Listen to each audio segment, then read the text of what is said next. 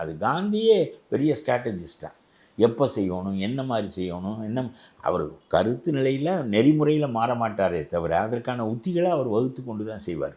அது மாதிரி இவர் வர வேண்டும் தான் நினைத்தார், அதிலெல்லாம் ஒன்றும் இல்லை. ஆனால் எனக்கு விஜயினுடைய அரசியலில் இப்போ நான் உள்ள நுழைந்த பிறகு என்ன தோன்றுகிறது என்றால், இந்த மற்ற மக்களுடைய அரசியலுக்குள் போவது போல் போகிறார். ஏன்னா இது உளுத்து போன மரம் இந்த திமுக, இது சாய்க்கப்பட வேண்டியது, அதில் ஒன்றும் மறுக்கல. ஆகவே புதிதாக வருகின்றவர்கள் ஏற்கனவே இவர்கள் மேலே கரை ஒன்றும் கிடையாது.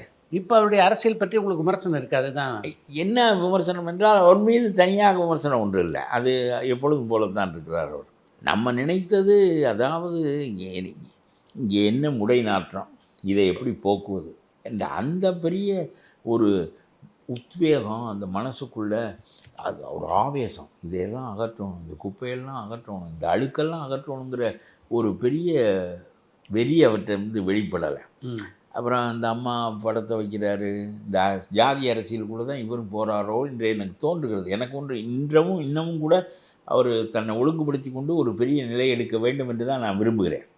அஞ்சலை அம்மாள் படத்தை வைத்தால் வன்னியர்கள் வாக்களிப்பார்கள், ராணி நாச்சியார் படம் வைத்தால் தேவர்கள் வாக்களிப்பார்கள் என்று சிந்திப்பது சரியான முறையில். அப்படி வாக்களிப்பதில்லை மக்கள்.